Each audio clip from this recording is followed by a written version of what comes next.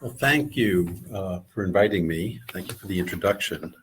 It's really a pleasure to be here. I was here for the first one of the series, and we were in a nice little room with a nice little table. And that's kind of what I was expecting here, and then I find myself on a dais.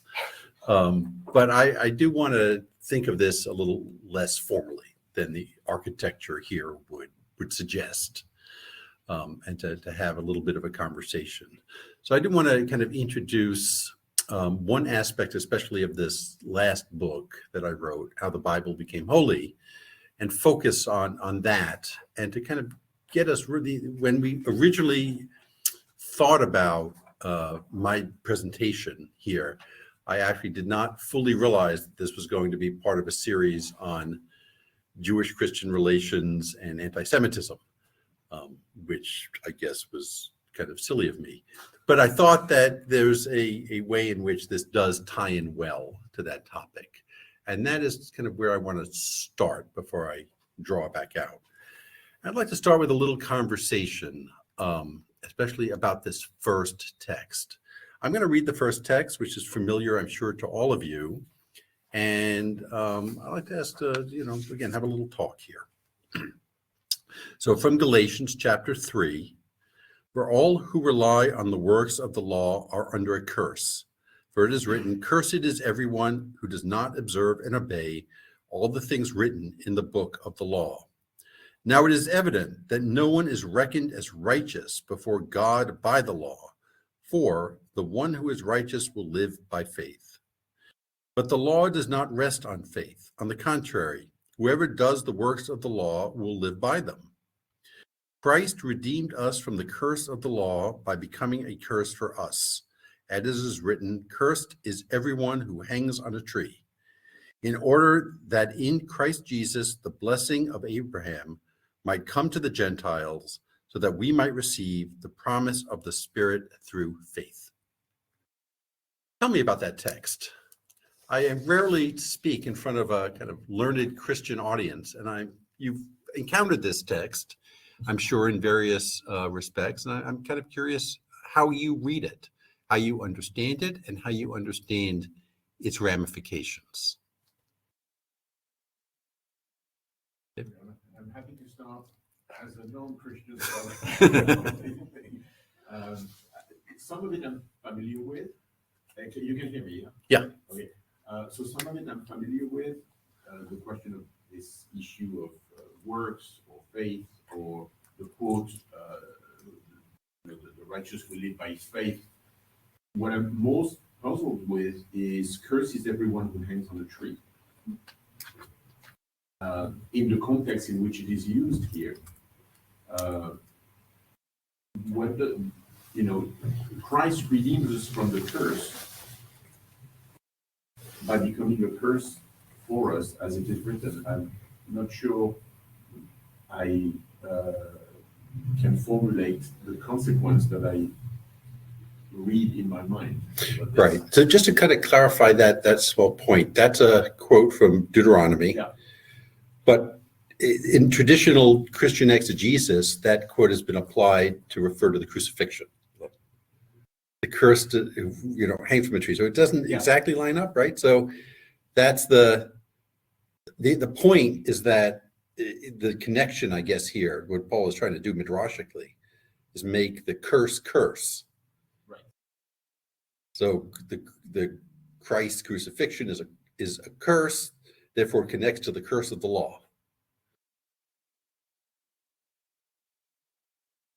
But again, that's not doesn't fully explain, because I think one can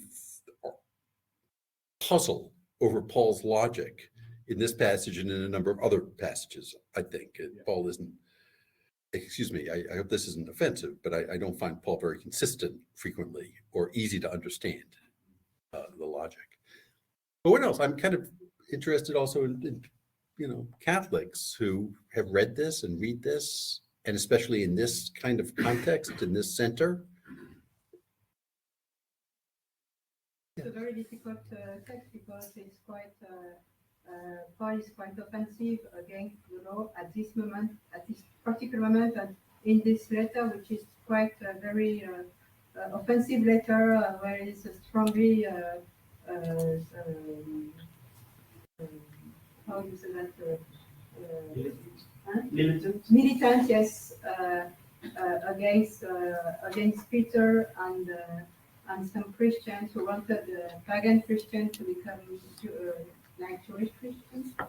So it's quite a hard text to even for us to understand and to interpret correctly, because the context and the way it is written is not so easy to take and to grasp.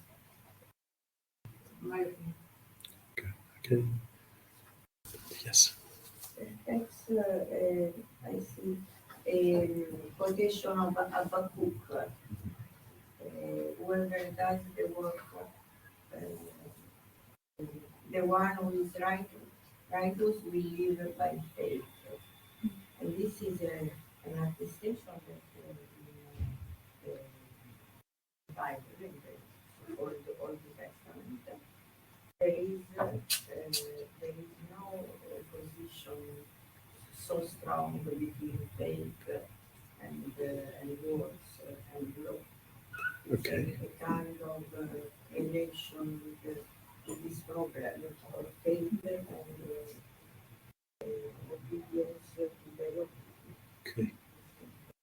Yes. So I don't know. For me, it's maybe the first time that I'm reading this so precisely. But if I understood this passage, maybe you would disagree. It's like almost as if Christ, in a way, is outside of the law, becomes, in a sense, the curse that replaces the previous law, and in that sense, he makes us bind us to his law in a certain way. It's as if that sort of he kind of becomes something that is both outside and the new law at the same time. Right. Okay, good. It's just to understand that both letters have different audiences, right? And do you know to what kind of audience is writing this letter? Well, I mean, as you said, it seems to be what he characterizes as a Judaizing. It's a group that it's against the ideas that you have to. I'd rather forget whether Galatians deals with circumcision particularly, in order to be a good Christian, basically. And he's saying no. So, was there something in the back? No. Just Yes. something just very. It's not surprise, but in a sense, it's this thing that Paul says, nobody can be reckoned as righteous before God by the law.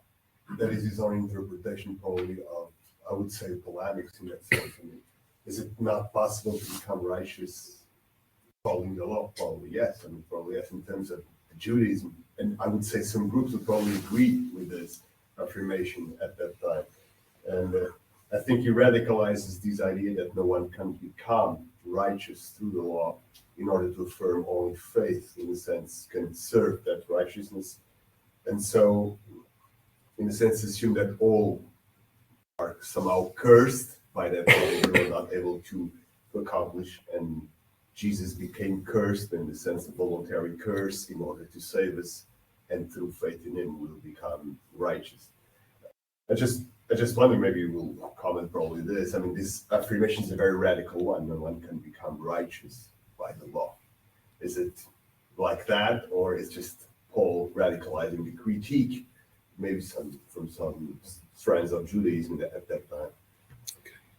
And if I can add, in other texts, Paul says that the law must not be abolished, but at the same time, he says that you cannot be reckoned as righteous through the law, which means that the law is something for itself good, and the fault is on man who cannot follow what the law asks him to do.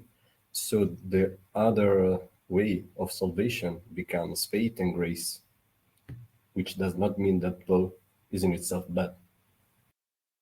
Okay. Is this passage, by the way, is it read at all in churches today? Yeah, of course. It is. It continues to be read. And of course, this is, It's a problematic passage in the history of kind of Christian views of Jews and Judaism, anti-Semitism, and often is, I think, at least in the church documents I've read, is subsumed to kind of the softer tone of Romans. It kind of talks more about a symbiosis here. But I think one of the problems here, and why I start with this, because I do want to talk about law today, is to think about what is law? What do we mean by that? Maybe what Paul could have meant by that as well. And one of the problems of this passage when it comes to the history of, well, anti-Semitism or anti-Judaism, as several of you mentioned, is that it sets up a binary. And the binary between faith and law, which is kind of has this weird relationship to works as well. So law is bad. Faith is good. Law isn't maybe metaphysically bad, right? There's a purpose to law. And he talks about, also, well, law did have a purpose because it was given by God. It can't really be bad. But it's bad because it's connected to Jews, and it's definitely has this negative valence. And therefore, anybody who kind of does, and this is the point, I think, to the community he's writing to, anybody who says, well, I want to, it makes sense. I want double surety that I'm going to get justified. I'm going to become righteous. So I have faith, but why not just also do some law on the side, just to he says that's bad. Don't do that, right? Because that shows your lack of faith precisely for that reason. But it sets up kind of a whole line of thinking that then, Jews become associated with law. And we know this also from gospel passages or that as their later interpretation comes, the Pharisees and concern with the minutia of law, and that's Jews. And despite, I think a lot of work on the part of the Catholic Church to kind of go against that in terms of its teaching, I see that even in my students come out with that understanding of kind of what Judaism is as compared to Christianity. So whether it actually kind of seeps down from the official positions into what's going on the ground, I don't know. I'm not so sure, which is why, again, you may know a little better, but I kind of pose it to you.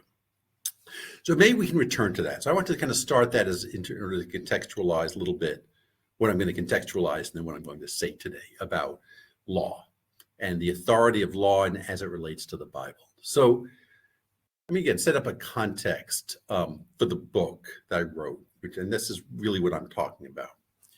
Now, years ago, I had a fellowship, and the fellowship was really to work on another book, which is the book that actually I just finished a draft of yesterday. So, but years ago, right, I kind of start this book, and it's on lived religion in late antiquity. Because I'm interested as a social historian about what people on the ground are doing. And we couldn't go away to a great place like Rome, where family circumstances were such that, I stayed in my house all day, and my kids said, well, because dad's home all day, you may as well get a puppy. So we got a puppy that I could walk every hour or so. And it was just me and the puppy basically in the house all day.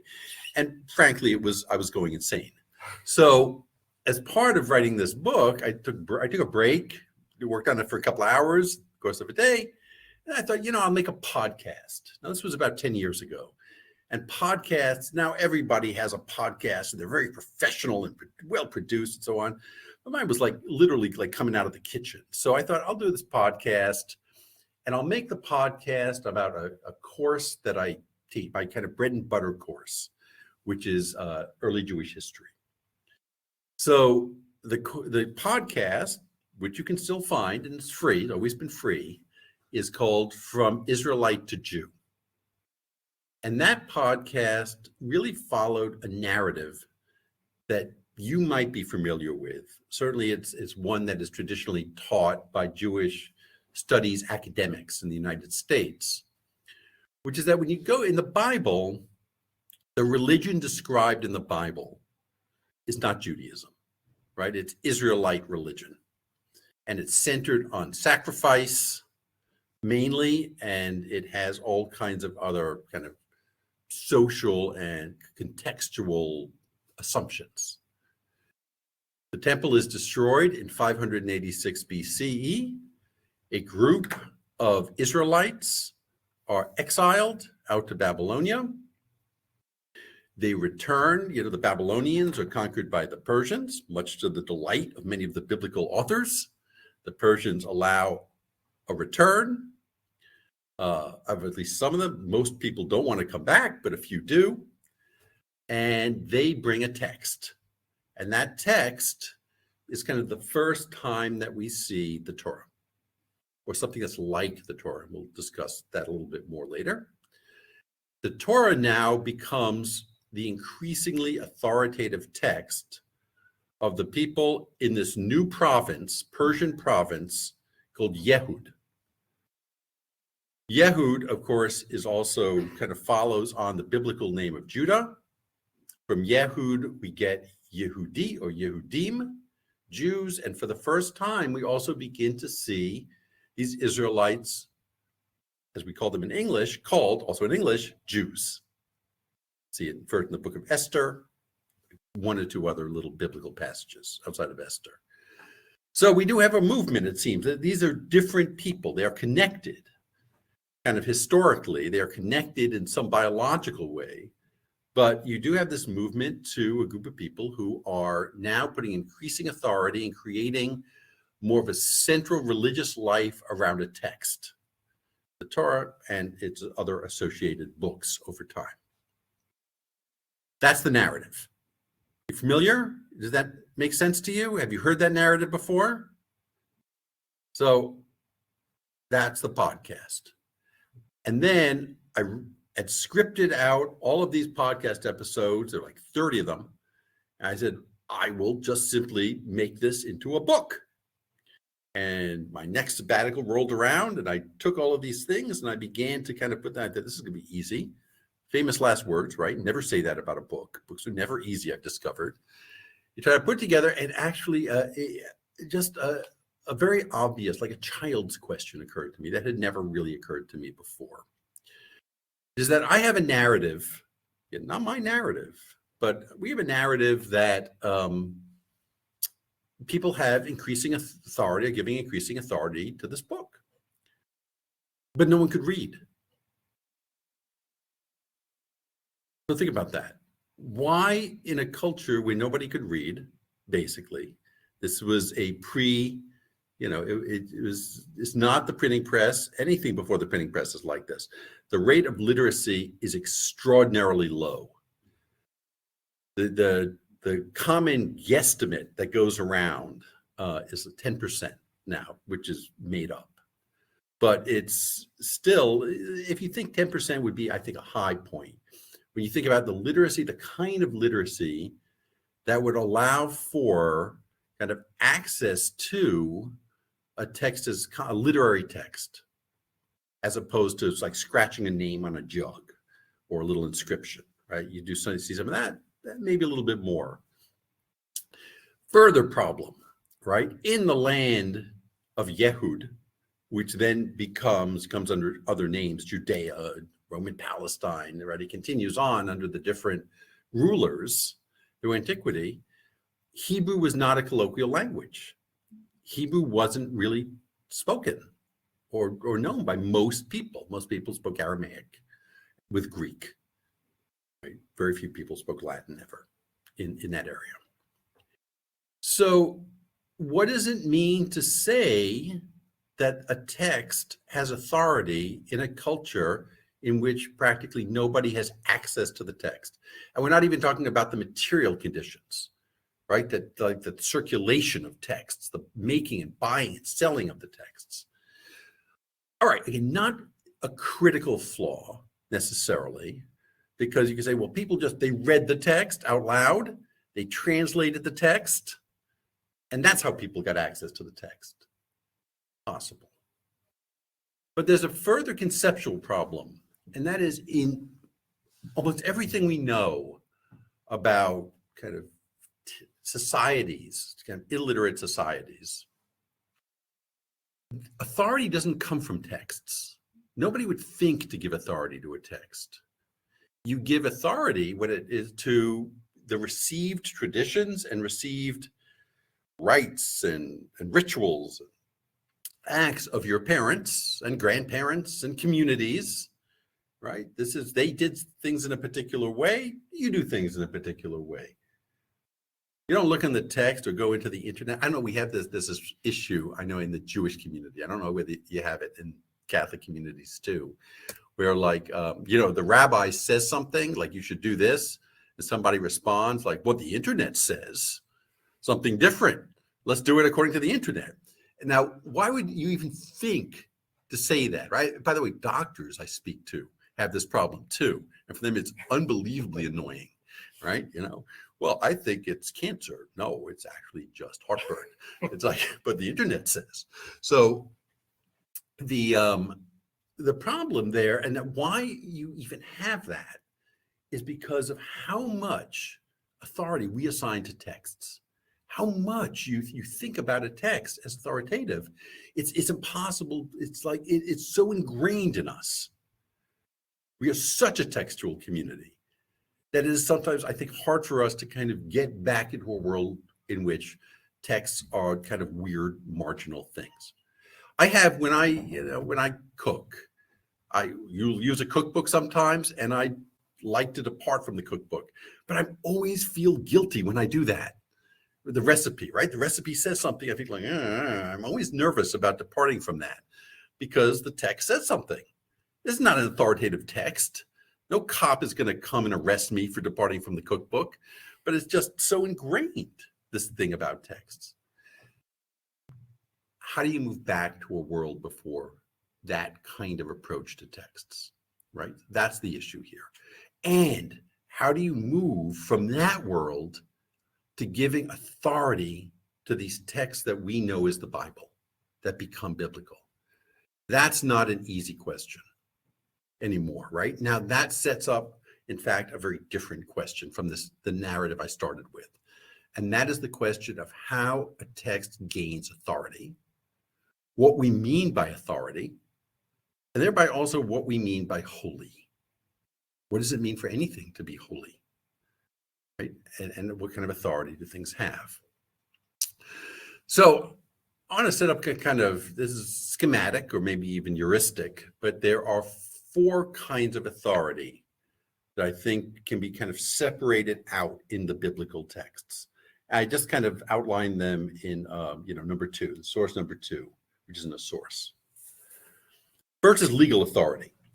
And that is usually what we mean when we talk about authority. And that is the authority that Paul focuses on. Right? The law of Moses creates laws. It creates normative rules that we need to follow. Now, legal authority you can understand legal authority in different ways. But in most ways, you understand it as violation results in punishment.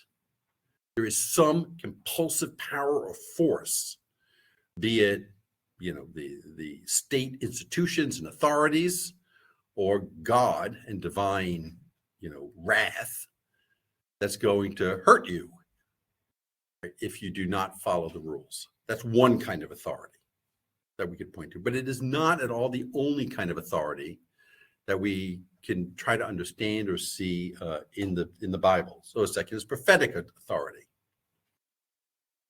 What that means is that if somebody says something that is perceived to have happened, and it isn't, simply some kind of banal, easy prediction, then that text can be venerated, can be seen as the sign of an authentic prophet. This, by the way, that in the biblical period, at least, like the place, and even in, Jesus's time, the place is full of prophets. There are prophets everywhere you turn, there's a prophet, right? And the prophets are like, and, to be a good prophet, a lot of these prophets are employed by the state, right? If you're a good king, it's just like we have, in the Federal Reserve Bank in America, we have economic forecasters. like prophets. You know, you don't know what's going to happen. But if you want to keep your job, especially, not to mention your head in the Roman period, you try to make prophecies that can be like interpreted in different ways, right? That's why all the prophetic texts that survive are kind of, they're vague, they're poetic, they're not specific, because you can always kind of retwist it in a different way depending on how circumstances turn out. But in any case, the texts that were thought then to have really been accurate predictors, well, those are going to get saved. You're going to want to keep those texts generally, because there may be other keys in those texts, or by those people, by those particular prophets, shows them to be true prophets, and they have some insight into the future. The third way I would call is cultural, right? Texts can have cultural authority. So by that, I mean that if you think about any kind of curriculum, right? Curriculums usually have some kind of canon. I think about, in America, English literature. You're studying English literature, there's a set of books a lot of people, not everybody, but a lot of people read. I assume it's the same in Italian literature. You're all from all over the world, I know, so you can probably all relate to this in a different way. The Odyssey or the Iliad are like cultural icons that nobody reads anymore, but that you could say is, in fact, has the authority of a cultural icon and is copied, right? Certain themes are copied. Well, the same thing is true in biblical texts, right? So the Bible, especially, it incorporates, to the extent that we can tell, several texts that were part of a scribal curriculum. So if you wanted to be a scribe, and these are the people who could read, right? You recopied. This is how you learn to be a scribe. You copy texts. You study texts, because scribes aren't simply human photocopy machines. They adjust things. They change. They're intellectuals. They're kind of a lot of our learned professions folded into one in antiquity. So texts can have that kind of authority as well. And they can have numinous authority. And I mean, people, if you look at, Egyptian or Persian kind of writings on the walls and things like that, and I'll talk a little bit more about this in a minute. Also, you see that it's not really meant to be read. Or if you read it, it's really dull. It's it's just, the stuff about the pharaohs is like, well, the pharaoh's great, but you say it with 5,000 words and not 3. So that text, but just having the writing there, right, has a kind of numinous authority, like putting a mezuzah up, right, using writing as an amulet kind of thing, which you see in all cultures at all times. So it can have that kind of authority too, as just the object of the writing itself. And probably a couple of others, but I'm going to, for simplicity's sake, kind of keep it to 4. So when I'm thinking about authority of the Bible, so by the way, at this point, this idea about putting a book together out of the podcasts is blown to bits, because I no longer believe in the podcast, right? If people actually they're not giving that kind of authority to this text. They're giving different kinds of authority to texts. And I'm discovering that as I begin to ask that question, that the kind of authority that different groups of Jews and then later on kind of early Christians and Christians are giving to the texts is very different and evolving depending on the group. And it's not a clear history where things are moving toward the text.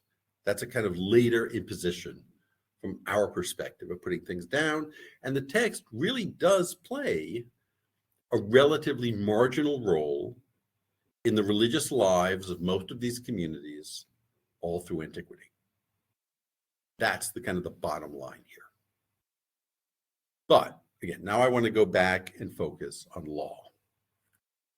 So let's think about law for a minute. Law is, kind of the first, what we learn at least is that the first real code of law that we have is Hammurabi.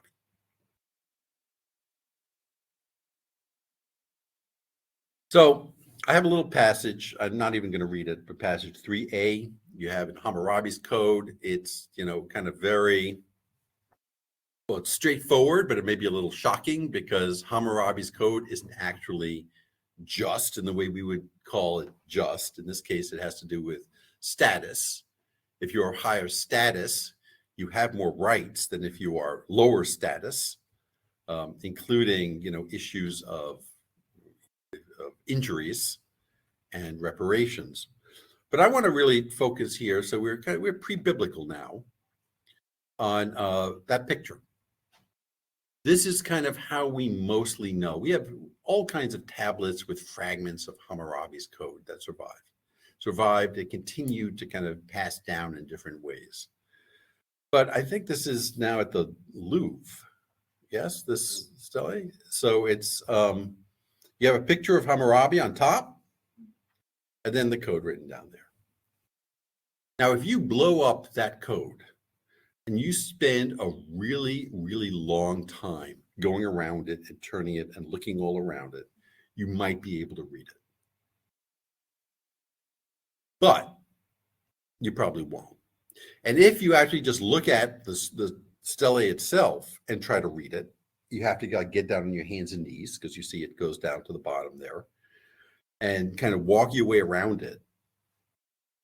What does it mean to have a code of law that is basically unreadable? So sometimes we think about a stele like that. Well, you make the law accessible to everybody, right? You put it up there and you say, now everybody knows the law, it's transparent, and it should apply equally. But this has got to be the most distorted way to accomplish that, right? That you would have to then to think about consulting this piece of writing, to figure out what the laws are or what the applicable law is, right? It's kind of crazy. So what I'd like to propose to you is that is not actually the purpose of a stele like this. What many scholars think about a law like this is that it really is a propaganda document. It's not even a document, not even meant to be read. First, you have the numinous quality of the writing. You have Hammurabi on top, and what you're really saying in this is that Hammurabi is just. That is the message of the stele, not the content of the code. Because this also gets into the way in which law is administered in antiquity, and in fact, up until almost the modern period. So if we think about the purpose of law, right? Laws are often, as Hammurabi seems to have been, collections of past precedents, of rulings that are basically done anyway. And you try to, some ruling set of bureaucrats tries to collect them and bring them into some order and to kind of organize them. And they do that, for a variety of different reasons. But when it comes to the administration of justice, you often do not have an official kind of apparatus, like a set of government-appointed judges. You do get this in the Roman period, but in this period, you don't really get that, it seems. Instead, if you had a dispute, you went to a village elder who would try to remember what the precedent was and apply it in a way that kept social order. For us, again, so kind of focused on justice and law, social order doesn't actually relate to justice, right? Justice can relate in social unrest. In the States, not long ago, we had, they acquitted some policemen of violating the civil rights of an African American, right? There was all kinds of, you saw videos, it looked bad, but it went to a court, and the court decided that actually the policemen did nothing wrong. They were doing their job, or within the confines of their job. Maybe that was a just decision. Hard to tell if you're not actually sitting in the seat, but it was definitely a decision that led to social unrest and riots in America. So in antiquity, you always take that into account. You always want something that's going to lead to, that which is socially easy, rather than that which is technically just. So a code like Hammurabi's code isn't going to be used in the same way that we use modern legal codes. Okay, because this is an important point, because it gets to the fact that law cannot be evaluated simply on the surface as kind of what it looks like it's saying, but it has to be thought about in its contexts. And the context, especially when we think about the biblical world, are really sometimes hard to get to. So if you look at 3b, right, which is the biblical text here. Now 3b, again, I won't read this, but it is very similar to Hammurabi's code. And is considered to be part of the covenant code, which is what modern biblical scholars call it. And it is, the question is, what is it?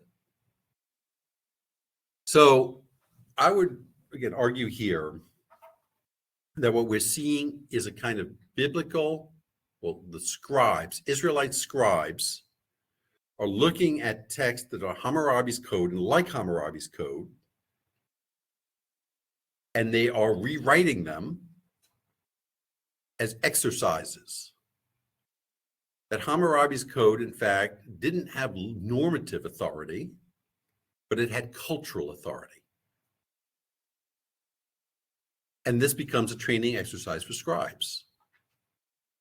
And we see kind of fragments like this, that float around in different kinds of clay tablets that are more or less contemporaneous with some of these biblical writings.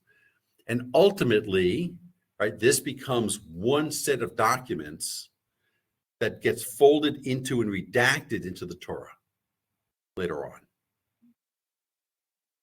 Torah is composed of many different kinds of scribal documents. Almost all of these things, maybe all of them really, were written by scribes, but they were written by scribes for different reasons, for different things.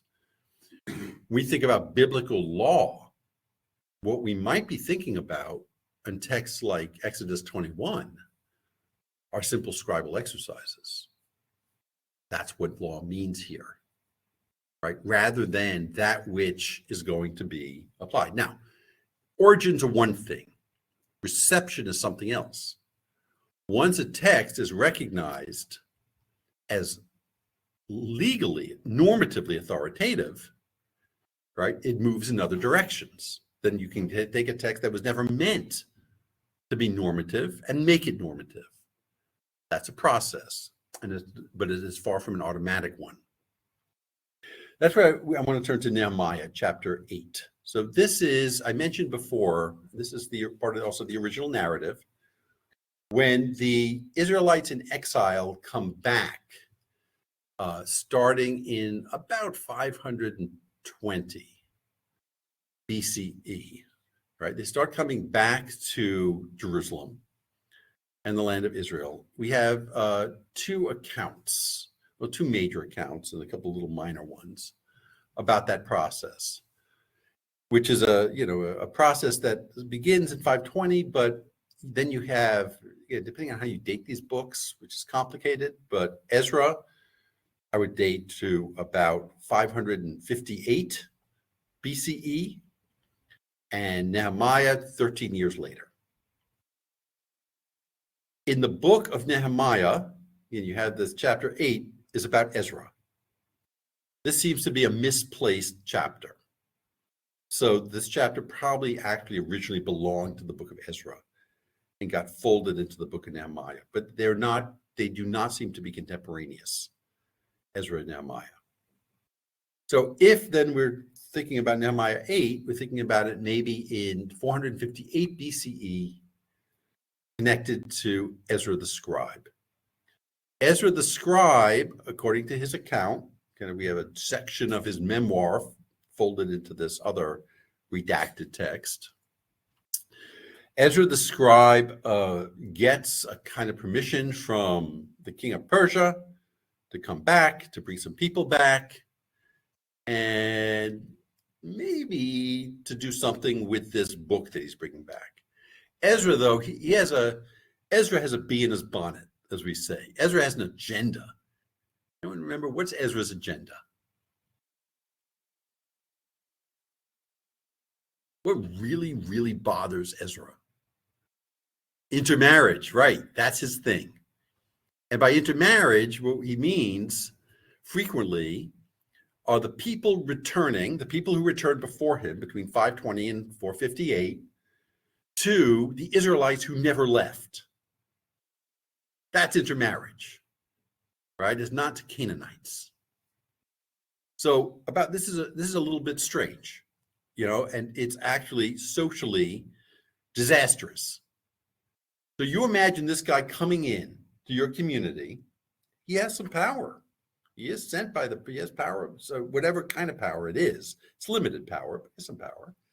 And he tells you in this small, not doing so well backwater community in Jerusalem, you got to split up.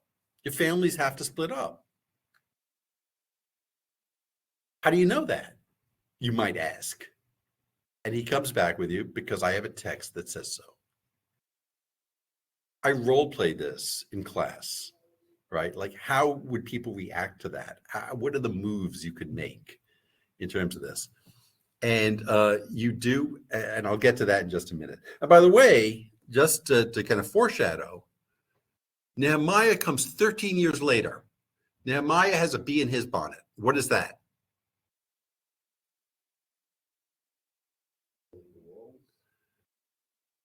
A little thing for him. Intermarriage. Didn't work. Whatever it is Ezra wanted, didn't work. 13 years later, it's exactly the same story over and over again. Sounds like us, right?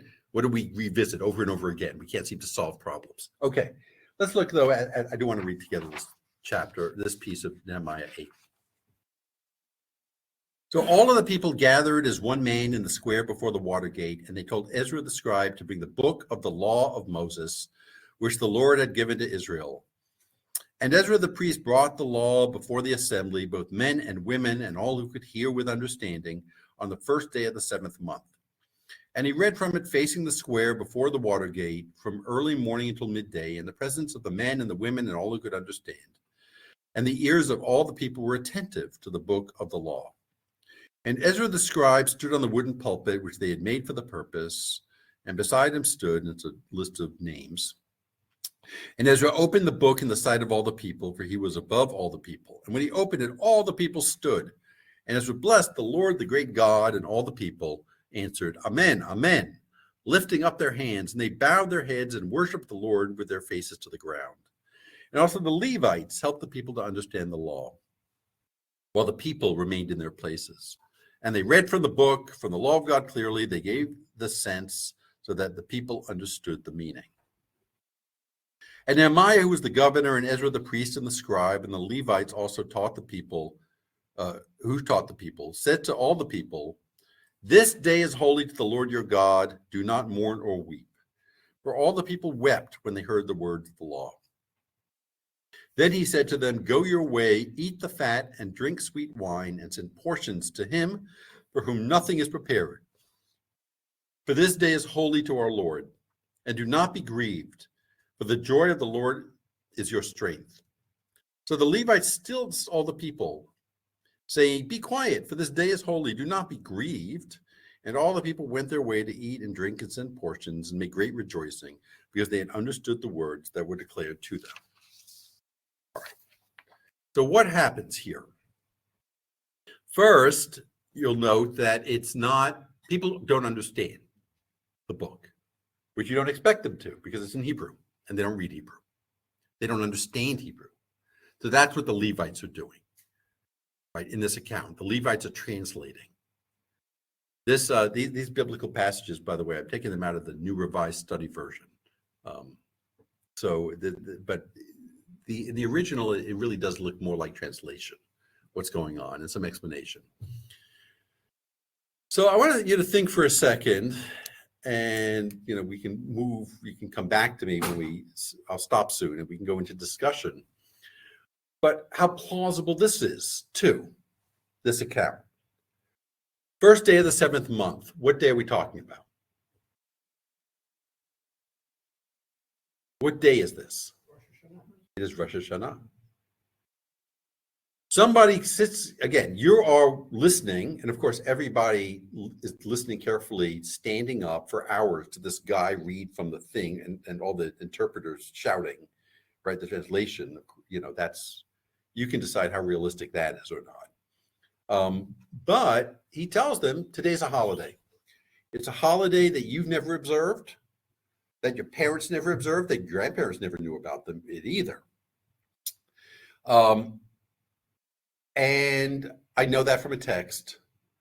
And all the people say, oh my God, it's a holiday. We never knew. Okay, fine. Let's celebrate the holiday. And everybody goes home and celebrates the holiday. Again, we speculate here, right? Is that a plausible scenario? Is it not that plausible? Is something going on in this text maybe that is maybe misrepresenting or re-representing in a different way what's happening in this text? What I want to suggest is that something like this and the intermarriage case that I brought up, it is not realistic to think that the text suddenly, Ezra is promoting normative authority of the text here. But to think that people actually accepted that normative authority is a stretch. And that supposition is supported both by this fact I mentioned before, that Nehemiah comes back and does the same thing, also with no success, by the fact that it seems like Ezra lasted exactly 1 year in his post. That's it. Ezra goes 1 year and then he disappears from the historical record, right? I don't know. Was Ezra recalled, right? Like, again, social unrest. You're coming in to break up families. Well, the clans, we're talking about clan heads. I mean, these are the people who run the community. They are none too happy, right? Did they get him recalled? Did they kill him? I mean, who knows what happens to Ezra, right? We just don't know. And the fact that, what happens even in the report of the book of Ezra. So the clans, he comes together he talks about, you all got to get rid of this intermarriage problem. And according to the book of Ezra, they come together and they say, okay, yes, we will certainly think about that. Let's form a committee, because that's what people do. They form committees. They like to form committees with difficult problems. They form a committee. And what do committees do? What do committees tend to do? They talk and at the end, but they issue a report. You get a report, a committee report. That's what committees do. They issue committee reports. Look at the end of the book of Ezra. There's a committee report. Then there's one line that almost certainly was added later, which says and they accepted the committee report. But it's just a committee report. And then, things go back to normal, basically. So the narrative, this is kind of focuses on the beginning of that narrative. Like, did people actually accept the normative authority of the texts? I'd suggest no, not in the Persian period. In fact, there are other kinds of ways in which the authority of these texts, and we don't know, when he says the book of the law of Moses, we don't know exactly what that is, right? That looks like, from other quotations, something like maybe Leviticus or pieces of Leviticus. It's not exactly identical to what we have, but maybe it's close. Hard to say. So how then does law become, the legal authority of biblical text become legal, become more authoritative? And I want to suggest that begins to happen. That process begins to happen at the time of the Maccabean uprising, or shortly after that. So again, to remember your history of that period, you have a Jewish uprising, or what at first appears to be a Jewish uprising, but really is more of a Jewish civil war going on, which in turn is a civil war around really who gets the post of the high priesthood. So the post of the high priesthood in Jerusalem is a powerful post, right? It brings with it, your family. It's funny, being in Rome. I've been in Rome this semester, and you look at the popes. You can't get away from the popes in Rome. and the papal families, and how, this family, this noble family gets one of their guys in the Pope's head, and they squash all the other families. But then the other one comes, and they take away all the land of the first ones because they were being squashed by him. So it's like a whole kind of, there's a family political dynamic that goes on there.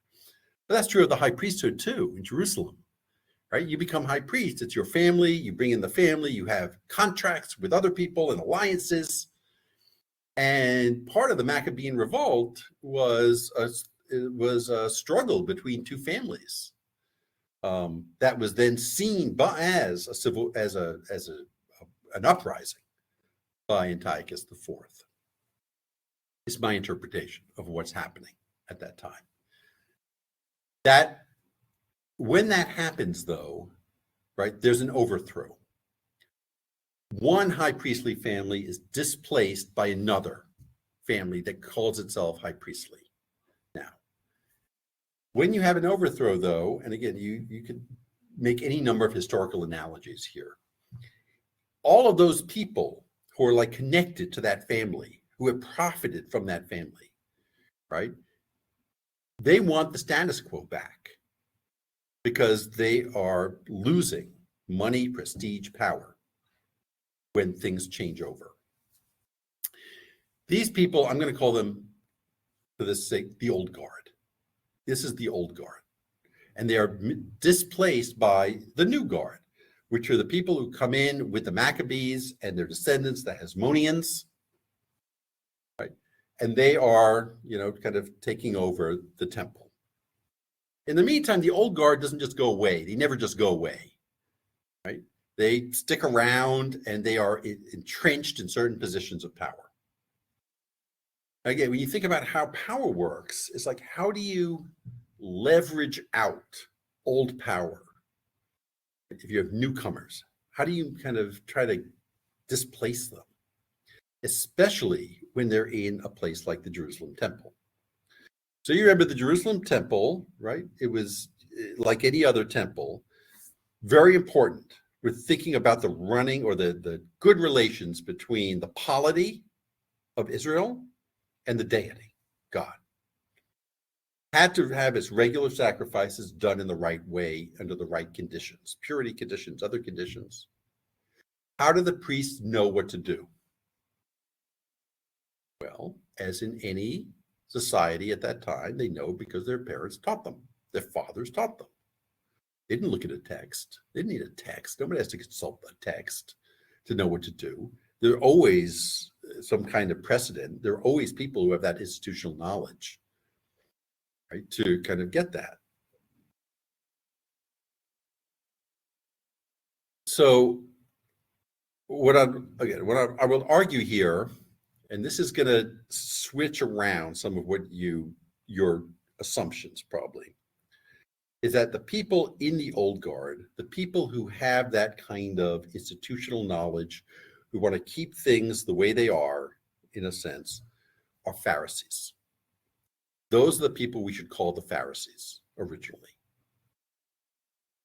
They're the old guard. And I have the passage from Josephus to just kind of show that the Pharisees are associated with ancestral tradition.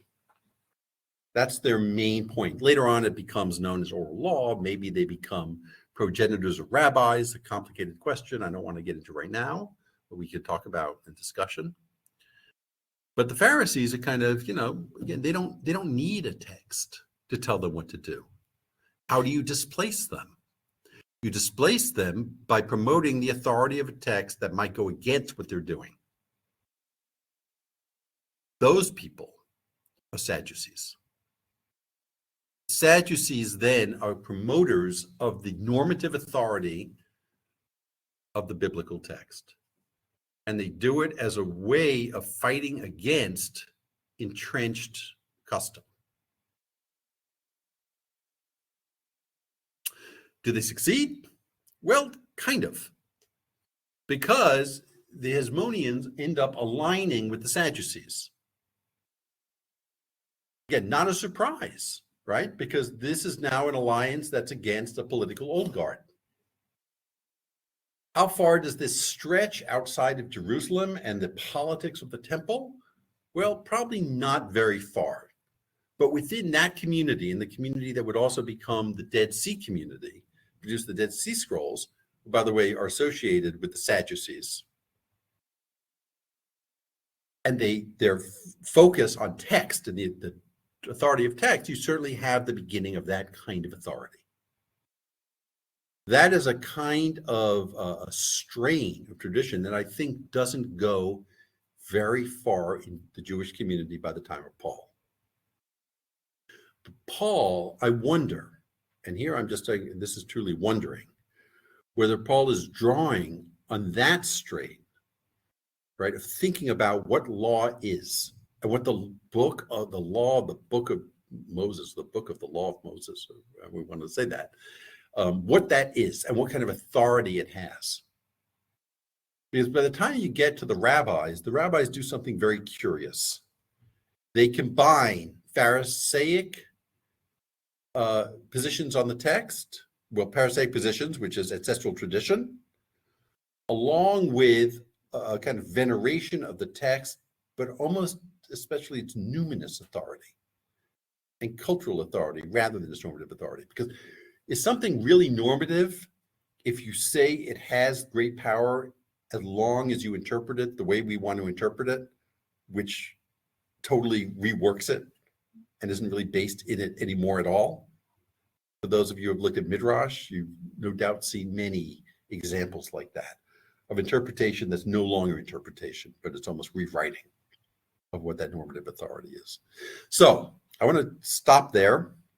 But kind of leave you with this thought as we move into discussion about thinking about the authority of any of these texts. And then, as you move forward, I do in the book, into kind of early Christian use of these texts as well, kind of how we can rethink that about the nature of textual authority and thereby textual holiness in these early Jewish and Christian communities. So thank you.